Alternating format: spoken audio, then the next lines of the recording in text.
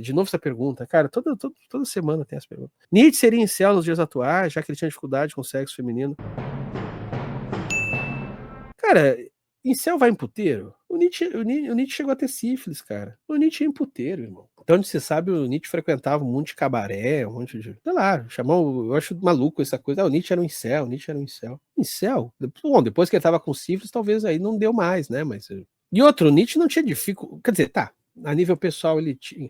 É que assim, o lance do Nietzsche, ele sabe... Assim, primeiro a gente tem que considerar o seguinte, né, galera? O que a gente sabe da biografia desses filósofos e tal, sempre é uma coisa muito parcial, então assim, é muito difícil você pegar e dar uma lacrada e dizer que fulano era isso, aquilo e aquele outro. O que a gente sabe do Nietzsche é que ele era apaixonado pela Lu Salomé, e a Lu Salomé jogou ele na friendzone. Isso é o que a gente tem. E isso machucou muito ele.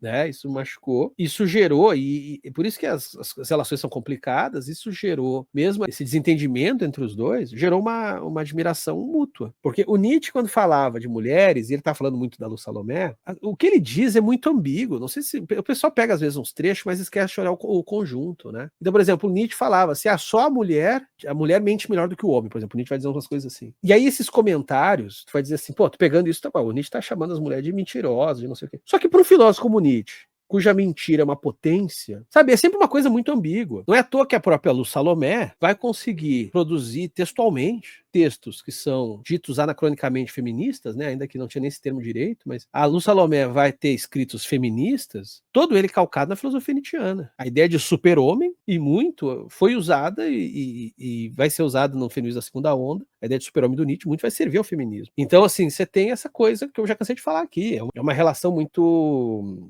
mais complexa do que um simples ranço aqui a colar. Ainda que tenha o componente do ranço. Lu Salomé, ó, problematização chique. Eu adoro essa problematização. Lu Salomé não podia escrever sem Nietzsche, é isso mesmo? Não, o que eu estou dizendo é que a Lu Salomé foi aluna do Nietzsche. Ela usou muita coisa do Nietzsche nas formulações dela. Ela usou. Assim como ela usou também coisas do Freud. Ela também trabalhou com Freud. A Lu Salomé tinha uma circulação com a alta intelectualidade, cara. A Salomé é uma mulher pouco discutida, ela é muito lembrada como a mulher que deu fora no Nietzsche, mas a Lu Salomé, ela foi uma grande intelectual. Uma produção textual que não tem nem tradução no Brasil, não sei se alguma coisa dela já foi traduzida. E ela, de um jeito muito, eu diria, indireto, ela influenciou os rumos do feminismo. Eu diria indireto porque eu não vejo também muitas feministas falarem da Lu Salomé, mas elas às vezes falam de pessoas que leram a Lu Salomé ou tiveram contato, entre elas o Foucault, né? O Foucault teve contato leu a Lu Salomé e tal. Então, assim, você tem aí uma história do pensamento, inclusive de um pensamento masculino feminino, que é muito mais complicada quando você pega essa relação Nietzsche e Lu Salomé.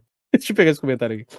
Fui pesquisar a primeira notícia. Lu Salomé, a aquariana que foi a grande paixão de Nietzsche. Que maneira de reduzir o trabalho de uma pessoa. Pois é. Por isso que eu falo, o pessoal às vezes quer dar uma de feminista, mas não, sabe muito pouco. Sim, mas enfim, o que se tem do Nietzsche, da relação dele com a Lu Salomé foi essa, né? Agora, como eu disse, por outro lado, isso sempre gerou uma espécie de admiração mútua, porque o Nietzsche apontava uma espécie de perversidade do universo feminino, que ao mesmo tempo, para um filósofo como ele, que pensa muito a partir de vontade e potência, isso em grandes partes é um elogio. A única coisa que eu acho que... Eu já falei isso na live exclusiva. Nas lives exclusivas eu comento isso. Eu já falei que eu não vou falar assim tão facilmente numa live do Caos, porque isso merece uma reformulação. Assim, tem muitos poréns nessa conversa. Mas a crítica que o Nietzsche faz a um feminismo ressentido, bem, essa crítica... Veja, não é que todo feminismo é ressentimento, mas de que há um componente de ressentimento entre vertentes do feminismo, bem, essa crítica a gente ainda tem que voltar nela, mas eu não vou avançar nisso, porque senão aí o mundo vem abaixo. Tem que ir com calma nesse assunto. Mas aqui eu vou deixar essa provocação. Sem querer eu destaquei esse comentário. Puta merda, que merda. Deixa eu apagar aqui. Não, a Lu Salomé não era. Esse é o ponto. Sem querer, eu destaquei aqui o comentário. Desculpa, gente, foi sem querer esse comentário. Sem querer mesmo. Não, mas só para não cair aqui, cínico aqui, não só feminismo radical, mas todo ele. Não, todo ele não. Inclusive, por isso que eu falo da importância da Lu Salomé. Vamos falar disso para valer, então, já para não ficar deixando em aberto, que às vezes também dá ideia errada. A crítica que o Nietzsche faz ao ressentimento que o feminismo, e o Nietzsche está olhando para o feminismo da época dele, o ressentimento do feminismo que o Nietzsche aponta A Lu Salomé não discorda, tá. E o que a Lu Salomé vai colocar é algo que depois vai pautar muito o feminismo de segunda onda. O feminismo de segunda onda, ele vai estar muito consciente disso. Porque o que vai acontecer? Porque assim, o que o feminismo, né, vamos pensar numa espécie de figura símbolo aqui do que a gente pode pensar esse início esse primórdio do feminismo, né, Virginia Woolf, vai, que é a invenção de uma subjetividade enquanto campo político, né? Então assim, são mulheres, isso não surge entre mulheres necessariamente operárias, né, pelo menos não aquelas que num primeiro momento conseguem formular essas discussões, vai parecer de mulheres que são de uma classe mais alta e que vão trazer como problema a relação que ela tem com os homens na sua vida, com os maridos, eventualmente com os amantes, com os pais, né? O pai, com a figura do pai, né? Às vezes até mesmo da relação com o filho. Então, assim, você vai ter, num primeiro momento, toda uma discussão sobre como que os homens atrapalham, assim, ou não é nem a palavra atrapalhar, mas como que os homens muitas vezes trazem problemas para a vida de uma mulher. Acho que esse é o tópico. E um problema que está muitas vezes dentro de estruturas que a política não encosta, né? Ou seja, por exemplo, a família. A família não é do espaço público, não é da polis, logo não seria da política, mas o que o feminismo muito vai trazer é dizer, olha, existe uma política, existe uma micropolítica, existe uma política da política privada, privada não no sentido de privatizado, mas privado do espaço privado, do espaço íntimo, que precisa ser discutida. Então, acho que essa é uma grande contribuição que o feminismo traz, e que depois vai se estender em vários outros campos, né? Da gente começar a pensar o subjetivo como um campo político, né? Não é à toa que isso vai acontecer no século XIX, que também é a época que começam a surgir as psicologias profundas, então a ideia de subjetividade política começa. Vários movimentos vão trazendo essa compreensão, o feminismo é um deles nesse processo todo. Agora, uma coisa que Nietzsche vai reclamar, e a Salomé não vai se contrapor, é de que se os homens estão, vamos usar um vocabulário bem nietzschiano, tá? Se os homens estão, né, não todos, mas se homens, né, alguns homens, estão impedindo, estão se interpondo, estão de uma maneira apequenando uma mulher, reduzindo a sua potência, minimizando o seu vir a ser, por que essa mulher vai se importar com esse homem? Por que não se livrar dele? Claro que às vezes você não consegue, né? Estruturas de opressão. Mas por que dar importância? Acho que esse é o ponto, assim, bem nietzschiano da coisa, né? Ou seja, por isso que o Nietzsche é um filósofo que vai muito resgatar, ele não vai concordar totalmente, inclusive ele vai ter críticas, mas ele vai resgatar essa ideia que veio lá do estoicismo, somente o estoicismo romano. Não é à toa que o Epiteto, né, filósofo estoico que nasceu escravo, já falava isso. O Epiteto, ele falava, cara, se você está numa situação de opressão, você ficar incomodado e querer ser tratado com dignidade por quem te oprime, é você sofrer duas vezes. Você já está sendo oprimido, cara. Agora você vai ficar mendigando atenção dentro da opressão. Você está sofrendo duas vezes. Se você não pode se livrar dessa opressão, né? No caso do Epiteto, é bem óbvio, se você não consegue deixar de ser escravo, não fique pelo menos implorando a atenção do senhor. Ah, o senhor não gosta de mim. Claro que ele não gosta de mim, ele já te fez escravo, irmão. E aí, nesse sentido, por isso que eu falo que a Lu Salomé não vai negar isso, porque ela vai dizer, cara, se um homem tá me escravizando, vamos pegar usar o mesmo vocabulário aí que já estava usando para tentar deixar mais claro, se um homem tá me escravizando, eu vou clamar a atenção dele para quê? Ah, eu quero que me trate bem, eu quero que me enxergue como uma pessoa. Por que eu quero se você já é um merda? Se você me pequena, por que eu tô implorando por você me reconhecer? Eu preciso do teu reconhecimento? Eu não preciso do teu reconhecimento. E esse é um ponto por isso que eu falo que o feminismo da segunda onda vai estar consciente disso, Simone de Beauvoir é uma que está consciente disso. Porque o feminismo da segunda onda e o feminismo negro, olha só, isso é muito doido, né? Assim, eu acho que a vertente mais nietzschiana do feminismo da segunda onda ali vai ser o feminismo negro. Porque toda a discussão vai ser na seguinte, né? Por isso que o feminismo ali da segunda onda, anos 60, vai pensar muito na questão do mercado de trabalho como um ponto de emancipação da mulher. E o papo muito é o seguinte, olha, a gente só não quer que vocês nos atrapalhem, sai da frente. Não é implorar atenção, não é implorar reconhecimento. Ai, vocês homens têm que nos tratar bem. Não, só sai da frente, só não atrapalha, tá ligado? Só não me atrapalha. Quer ver, eu falei agora há pouco de ateísmo, vamos levar isso pro campo do ateísmo. Eu não quero que eu não clamo que o religioso me respeite por ser ateu.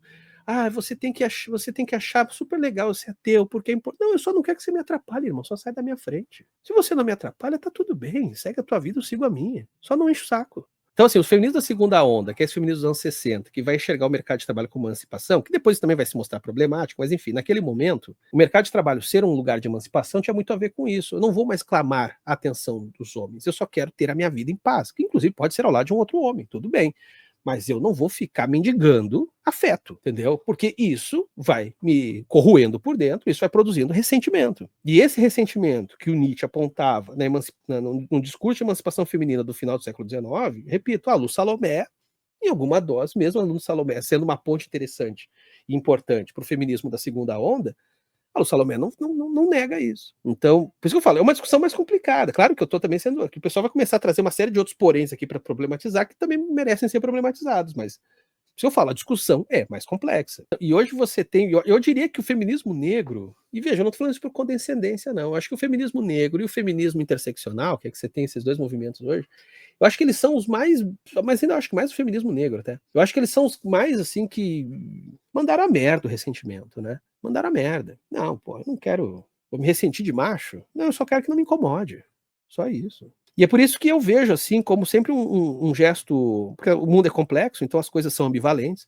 Por isso que eu sempre vejo uma certa ambivalência quando saem essas publicações e o mercado editorial tem 500, assim, seja em quadrinhos, seja literatura, seja biografia, etc. Tem 500 publicações que vão nessa linha, assim, de mulheres falando dos seus parceiros e do quanto que eles não são legais e tal. De novo, isso é ambivalente porque eu acho que, por um lado, é legal mesmo, assim, entre as mulheres ter esse compartilhamento de relato, até mesmo, às vezes, o fato de uma dizer que aquilo não é legal, outra percebe que o seu parceiro faz isso e aquilo é incomodável, mas ela nunca parou para pensar o quanto que aquilo incomoda. Então, eu acho que tem um lado positivo, não nego, mas tem outro lado que é você continuar refém dessa roda do ressentimento, né? Você está refém disso. E esse mercado do ressentimento, mesmo quem se diz mega progressista e tal, o cara lucra muito com isso. Eu já cansei de falar aqui, eu acho que essa discussão sobre ressentimento não é uma discussão pequena, não. Eu acho que talvez, eu diria que ela é a nossa, olha, papo reto, talvez seja, do ponto de vista cultural, o nosso principal debate. O ressentimento, eu acho que hoje deve ser o principal debate. Porque esses movimentos,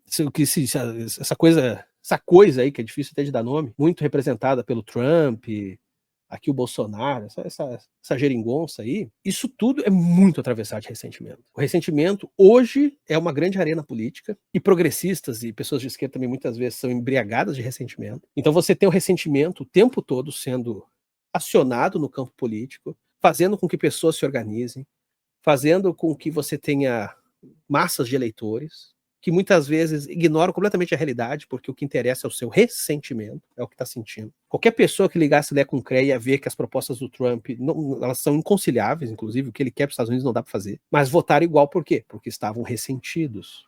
Por que que os figurões do agro nos Estados Unidos votaram no Trump, com o Trump falando que ia elevar imposto, e eles falaram que não queriam que esses impostos fossem elevados, mas votaram ainda assim. Por quê? Porque são movidos por ressentimento. Então, assim, para tentar amarrar com tudo que deu início nesse papo, se a gente busca movimentos anti-opressão, e o feminismo, mesmo com todas as críticas e vertentes e problemas que o feminismo, como qualquer outro movimento político e teórico vai ter, mas enfim, se assim, no radical do negócio, o feminismo ainda é uma luta anti-opressão, eu acho que um debate que permanece atual e que já estava sendo posto no final do século XIX é o quanto que o ressentimento também é uma opressão. E é preciso se livrar do ressentimento. Senão você não consegue nem produzir contraponto aos ressentidos, a essa legião de ressentidos. Como é que você vai se contrapor aos ressentidos? Sendo ressentido também? Aí você não se contrapõe, você faz parte. Esse vídeo é um corte da Live do Caos que acontece no canal do Quadrinhos na Sarjeta todo domingo à noite por volta das 9h30, geralmente. Então curta e compartilhe este vídeo. E se inscreva lá no Quadrinhos Sarjeta, assim como aqui no Cortes da Sarjeta, pessoa vagabunda.